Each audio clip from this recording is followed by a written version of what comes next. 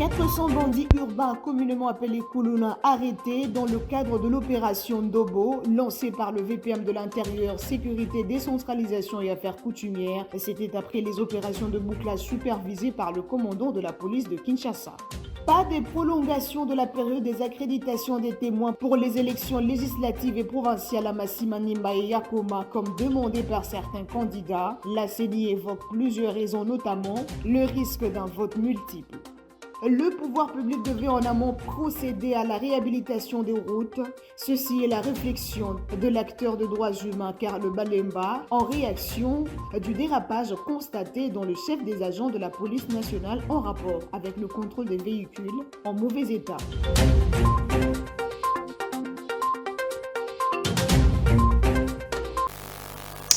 Dernière édition de la semaine, Madame, Messieurs, bonsoir et bienvenue à tous à la une de l'actualité. Lancée par le VPM de l'Intérieur, Sécurité, Décentralisation et Affaires coutumières, Maître Jacquemin Chabani, l'opération Ndobo qui consiste à traquer les bandits urbains communément appelés Kuluna s'offre plus de 400 criminels. C'était après les opérations de bouclage supervisées par le commandant de la police de Kinshasa sur instruction du VPM de l'Intérieur ce samedi 7 décembre 2024. Reportage à Nico Kassanda. C'est le commissaire divisionnaire principal de la police nationale congolaise, le général Benjamin Alungabouni, qui a présenté ses malfrats ce samedi 7 décembre au patron de la sécurité, après avoir fait la ronde pour constater l'effectivité de cette opération qui vise à éradiquer ce phénomène qui a tant perturbé la quiétude de la population quinoise dans les 4 districts. D'abord, dans la partie est de Kinshasa, dans la circonscription de Tchangou, le patron de la sécurité a palpé du doigt les réalités du terrain et a eu des explications relatives à cette opération.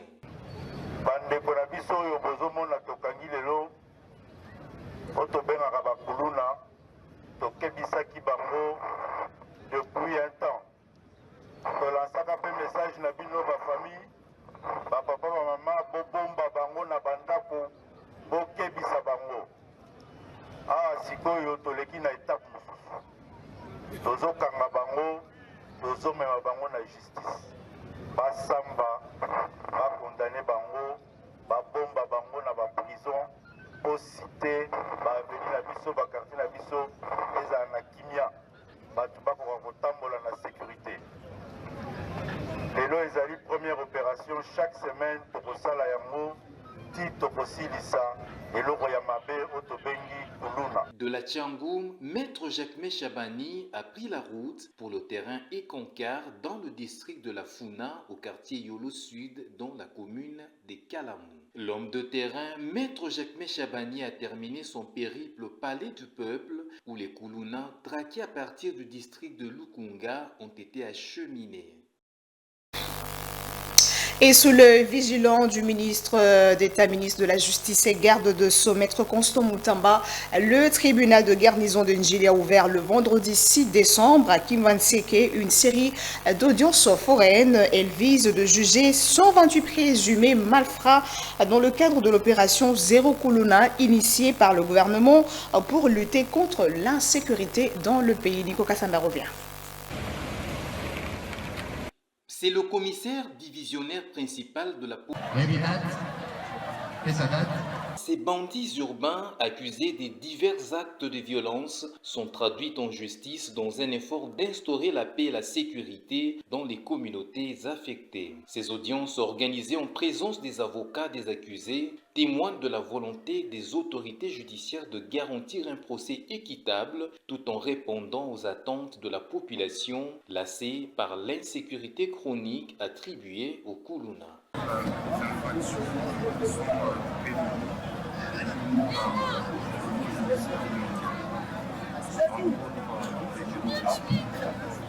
Les infractions pour lesquelles ces Kuluna sont prévues punies de la peine de mort. Et comme vous le savez, le moratoire sur la peine de mort a été levé dans le pays et que de ce point de vue, nous, en tant que ministre de la Justice et garde de Sceaux, nous allons nous assurer que la peine de mort soit exécutée à l'encontre de tous condamnés à l'issue de ce procès en flagrance. Nous allons également veiller qu'à partir de ce week-end, tous ceux qui sont condamnés soient transférés immédiatement dans les prisons de haute sécurité, en l'occurrence en Benga. En attendant, les audiences foraines se poursuivent et l'opération Zéro Kuluna reste un test pour le gouvernement dans sa capacité à restaurer la justice et à rassurer les citoyens. Autre chose, au concours national d'admission aux écoles des forces armées, 17 écoles sont concernées par ce concours qui va se dérouler le samedi 14 et le dimanche 15 décembre, entre autres l'école d'artillerie et l'académie militaire session ordinaire pour les diplômés suivants. Informant l'opinion de la non-organisation cette année du concours pour l'admission à la session spéciale à l'Académie militaire réservée aux diplômés des universités, les forces armées de la République démocratique du Congo donnent l'opportunité à 17 écoles pour participer au concours national d'admission aux écoles de forces armées. Il s'agit de cours de base d'état-major pour les officiers, Académie militaire, session ordinaire pour les diplômés d'État, école de sous-officiers, école de santé militaire, école d'infanterie, école de formation et application des troupes blindées, école d'artillerie, école navale, école de maestrance, école logistique, école d'administration et informatique, école du génie militaire, école de troupes de transmission, école des prévôtés militaires, école des musiques, école d'éducation physique et des sports et enfin école de renseignement militaire. Ce concours se tiendra donc le samedi 14 et le dimanche 15 décembre 2024. On parle transport, réunion de travail entre le VPM Jean-Pierre Bemba et les membres du comité directeur de l'ONATRA et l'agence japonaise de coopération internationale. C'est l'harmonisation des actions des parties prenantes pour le lancement des travaux de modernisation de quai 5, 6 et 7 du port de Matadi qui était au centre de cette réunion. On en parle avec Bénédicte Kokemo. Au sortir de cette réunion de travail avec le VPM de transport, Jean-Pierre Bemba, le directeur de l'ONATRA, a signifié que les travaux s'effectuent avec l'apport de la société japonaise. On devait s'accorder avec la société MST et les dons japonais pour les travaux qui doivent s'effectuer au port de Matadi. Vous savez que nous avons une partie de ce port qui doit être aménagée par la JICA avec les dons japonais. Et MST aussi va aménager une partie. Donc on devait s'accorder avec eux pour voir la faisabilité technique et sur le plan des calendriers, comment les travaux vont se faire sans qu'il y ait des accros. Et le deuxième problème, c'était celui de voir avec MST sur la question d'exclusivité d'exploitation. Et cette question avait déjà été levée par le chef d'État et les gouvernements. Donc, tous les opérateurs qui sont à Matadi, aucun d'entre eux n'a l'exclusivité sur quoi que ce soit. La question va se jouer sur la capacité de chacun à faire son marketing afin de pouvoir gagner des clients. En ce qui concerne la répartition des tâches, tout est déjà au clair, a signifié le directeur général de l'ONATRA. MST est en train d'amener les matériels. La JICA est au niveau des appels d'offres qui vont se faire, je crois, d'ici une semaine ou deux, parce qu'ils avaient un peu d'inquiétude. Là, l'équivoque est levé. L'échéance du début officiel de ces travaux pour les différentes parties est fixée pour le mois de janvier prochain. Et la population quinoise décrit des cas de dérapage constatés dans le chef des agents de la police nationale en rapport avec le contrôle des véhicules en mauvais état. Pour Karl Balemba, acteur de droits humains, avant de lancer cette opération, le pouvoir public devait en amont réhabiliter des routes. Il a été approché par Nico Kassanda et Francis Matondo. Parlons de bon état, véhicule. Je ne sais pas quel véhicule peut être en bon état à Kinshasa, d'abord avec l'état des routes. La population qui a droit à avoir des infrastructures qui assurent également son épanouissement et sa bonne condition de circulation devrait également savoir que ça n'est un droit. C'est un droit qu'on nous construise des routes parce que c'est de notre devoir qu'on paye les impôts et les taxes irrelatives. Donc déjà, je disais que si quelqu'un vient chercher un véhicule en bon état à Kinshasa, sachez qu'il cherche le coût dans la tête d'un chauve. Parce que déjà par des embouteillages seulement, les véhicules sont censés rouler à, comment on appelle ça, en ralenti. Et vous savez que le ralenti, non seulement pollue beaucoup l'environnement, mais également chauffe davantage le moteur. Ça, c'est d'un côté. L'état des routes, n'en parlons pas. Je visitais des routes où les voitures nagent comme en plein lac ou en plein fleuve. Je vous en donne les cas sur Willery.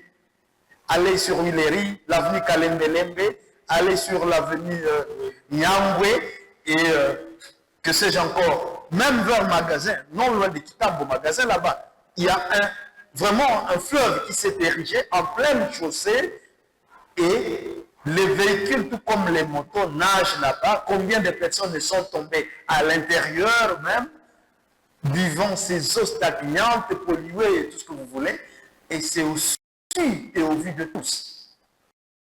Comment voulez-vous qu'un véhicule qui roule comme ça soit demain en bon état? Donc, demandez une chose, vous savez déjà que les conditions de roulage à Kinshasa prédisposent tous les véhicules à être en très mauvais état. Et puis l'humanité célèbre le 7 décembre de chaque année la journée internationale de l'aviation civile instituée par l'Organisation des Nations Unies depuis 1996. Cette journée a pour but de sensibiliser l'opinion mondiale sur l'importance de l'aviation civile internationale par le développement socio-économique des pays. Et le thème de cette année est vers une aviation plus verte et connectée. Bénédicte Kokemo. Cette journée internationale de l'aviation civile est une occasion d'apprécier le secteur de l'aviation civile qui joue un rôle crucial pour assurer un développement économique et social durable. L'aviation civile qui est primordiale pour le transport de passagers et la livraison de marchandises sensibles au facteur temps et dont la valeur est élevée. De plus en plus, des solutions sont élaborées pour faire de l'aviation une industrie plus durable et s'aligner sous les objectifs climatiques ambitieux. Cela vise à réduire à zéro les émissions de carbone d'ici 2050 en compensation des émissions carbone et l'aérodynamique de nouvelle génération. L'aviation verte désigne des activités et programmes visant à améliorer la viabilité et à réduire ses effets néfastes sur l'environnement. L'aviation verte cherche à trouver un équilibre entre l'expansion et la progrès continu de l'industrie et son engagement à réduire les changements climatiques et à protéger les écosystèmes de la planète. En politique, la centrale électorale n'accordera pas une prolongation de la période des accréditations des témoins pour les élections législatives et provinciales à Masimanimba et Yakoma, comme demandé par plusieurs candidats concernés. Plusieurs raisons sont évoquées dans un communiqué de la CENI publié ce samedi 7 décembre, notamment le risque d'un vote multiple. Regardez. Selon le calendrier réaménagé de la CENI, les accréditations des témoins des candidats aux élections législatives et provinciales dans les circonscriptions de Yakoma et Masimanimba ont été organisées du 31 octobre au 30 novembre 2024. La situation n'étant pas favorable, la demande de prolongation des accréditations faites par plusieurs candidats concernés ne pourra pas être satisfaite. Dans un communiqué, la centrale électorale évoque 5 raisons, je cite, « manque de temps matériel pour le traitement des dossiers de nouvelles demandes d'accréditation au-delà de la période calendaire. 2. Impossibilité de gérer le droit de vote par dérogation de nouveaux témoins au-delà de la période prévue. 3. Difficulté évidente de transmettre ou de faire suivre les listes de nouveaux accrédités au bureau de vote et de dépouillement. 4. Difficulté réelle de gestion de bulletins de vote. Et enfin 5. Risque de favoriser à grande échelle le vote multiple et surtout la déportation des électeurs. » Fin de citation. Pour toutes ces raisons, la CENI invite les partis et regroupements politiques au strict respect des délais calendaires tels que rendus publics depuis le 2 octobre 2024, conclut le communiqué. Et arrivé à Massimaniba dans la province du Kwilu, d'un lot important de kits électoraux en provenance de Kinshasa sous escorte policière chargée de la sécurisation du processus électoral. C'est le point focal logistique de la CENI dans la circonscription électorale de Massimaniba qui les a réceptionnés. Regardez. Réceptionné par le point focal logistique de la centrale électorale dans la circonscription électorale de Massimaniba, Bienvenue Sango, ces kits viennent de confirmer la tenue des élections dans ce coin du pays en date du 15 décembre prochain.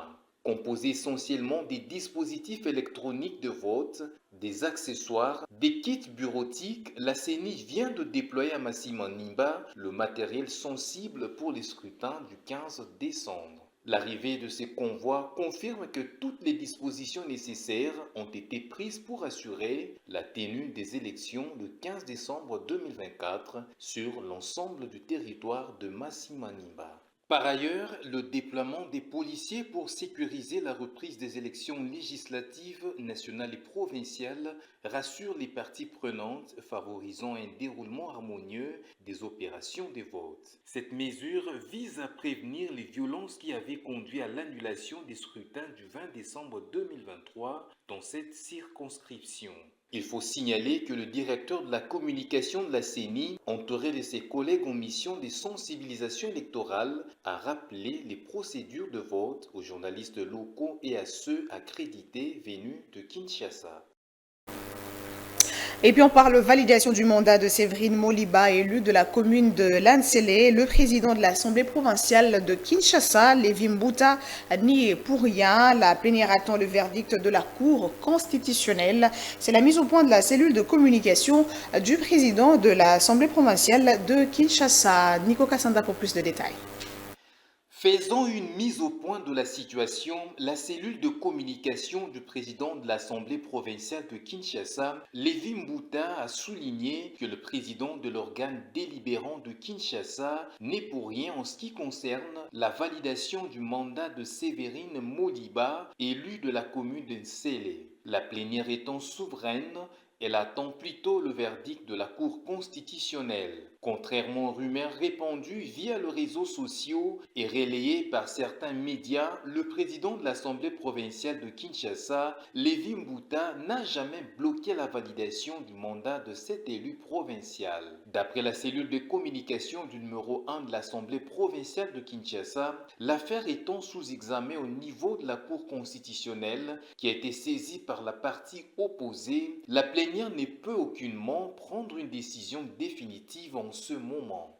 Les dossiers de Séverine Moliba a été soumis premièrement à une commission ad hoc, puis à la commission permanente politico-administrative et juridique, PAJ, laquelle a demandé la validation de cette dernière. Par ailleurs, la plénière a décidé de surseoir et d'attendre l'arrêt de la Cour constitutionnelle suite à la saisine de l'autre partie pour clore définitivement ce dossier, a précisé la cellule de communication du président de l'Assemblée provinciale de Kinshasa. La cellule de communication du président de l'organe délibérant de Kinshasa dénonce par ailleurs des intox propagés par des personnes mal informées et malveillantes dans le but de salir l'image de Lévi Mbuta. Il convient de signaler que le président Lévi Mbuta, pasteur de son État, est un personnage intègre, sage et humble, et combattu à tort par l'entourage de Madame Séverine Moliba qui par manque de patience se trompe de cible. En Afrique, pour finir, l'opposition mozambicaine ne lâche pas prise dans ses manifestations. Elle dénonce les irrégularités lors des dernières élections au pays sur fond des arrestations. Regardez. Ils bloquent les routes, brûlent les pneus, une colère continuelle de l'opposition en cette période post-électorale. Ils veulent la justice en dénonçant les irrégularités lors des élections. Les soldats montrent leur force et nous font comprendre qu'ils sont de notre côté. Ils gardent leur visage couvert car, comme on dit, ils craignent les ordres supérieurs, d'où les masques. Mais quand ils arrivent, ils disent « Nous sommes avec vous, nous soutenons la même cause ».